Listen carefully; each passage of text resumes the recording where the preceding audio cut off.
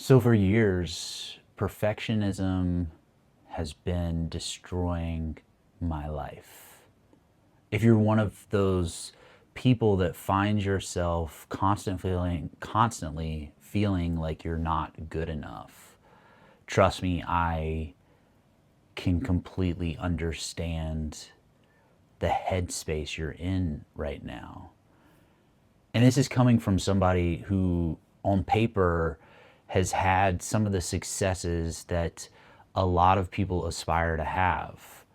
I've won awards, I've written for TV shows, I've sold projects as a filmmaker and a writer.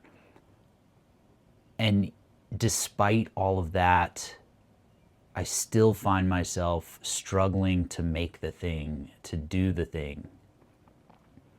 You don't have the right equipment, so you buy more gear. You don't have the right skill set, so you watch more how-tos. You don't have the right composition, so you try to clean your room and your space to get everything perfect. And I find myself endlessly running through all of these things over and over again. If it's not the one thing, it's the next. Once I get the room right, well, guess what? Now I don't have the right gear to get the shot that I want. Now that I can see the space, I can see that the lights aren't right. I've got to get those perfect. And I have felt frozen for so long wanting to make things. This is the video that says enough of all of that. And I'm going to share with you what changed for me.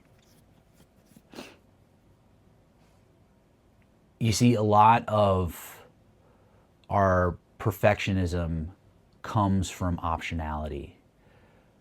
There are so many ways to set up a camera. There are so many ways to write a scene or a speech or a voiceover. There are so many ways to color something. There are so many pieces of gear. There are so many lenses to choose from. There are so many genres we could explore that all of it feels incredibly overwhelming. Like there's no way to possibly make the right choice. And what's worse is when we go online and we look for inspiration, everybody else seems to know exactly what they want. So what is wrong with us? Why can't we figure it out? The thing that changed for me is I had a daughter. She's right there. And she, if I can get it, she takes up so much time. I do not have the time that I used to ponder the endless choices. I don't have the time that I used to clean my space, to find the perfect way to set up a shot. Of course, I don't even know how to get this off the thing. Whatever, I'll show you. I cannot. There is just no way I'm going to clean this space. It is messy, but so is art. Art is messy. Life is messy, life is complicated, and art is a reflection of life. So what has convinced us that the conditions have to be perfect, that we can get rid of the messiness? What has tricked us into believing that everything needs to look as clean as a Wes Anderson film? Don't get me wrong, I love that aesthetic. I love that style of art, but maybe that's not me. Maybe I am the messy artist. Maybe I am more of a Jackson Pollock than the simplicity of a Rothko. I don't think my life is like that. I think my life is splotched paint on a canvas. And I would rather make a mess and flop doing it than stay silent trying to get things right. If you're in the same situation that I am, you might not have a kid, but maybe you're feeling paralyzed with the fear that you could be making the wrong choice.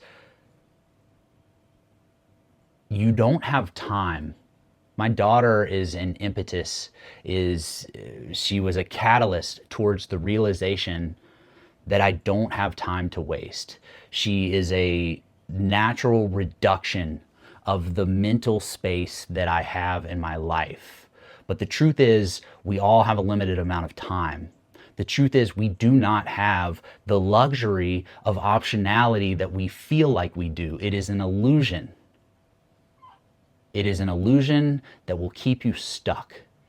So quit giving yourself the choices. Flip a coin.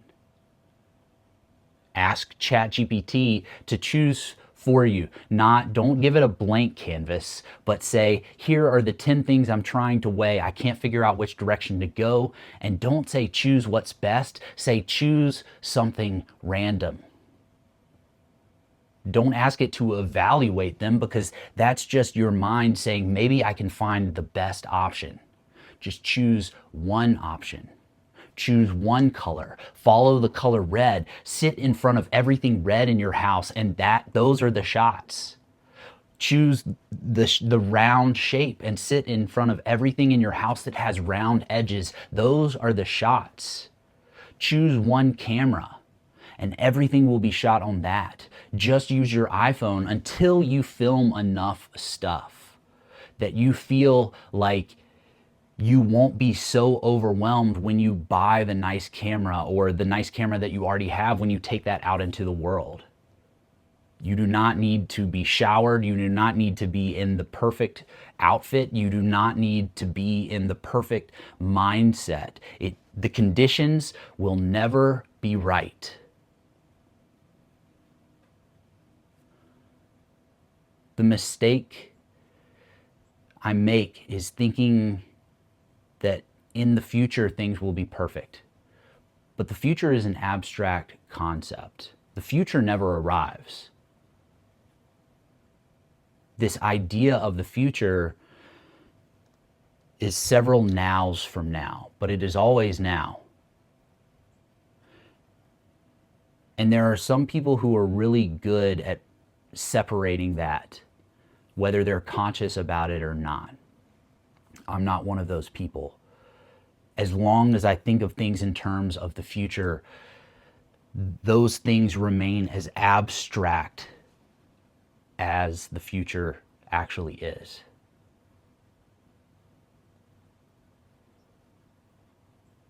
So I'm done thinking things will ever be perfect, because I know that they can't be.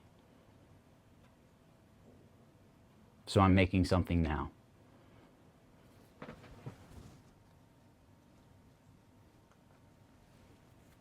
Oh, yep.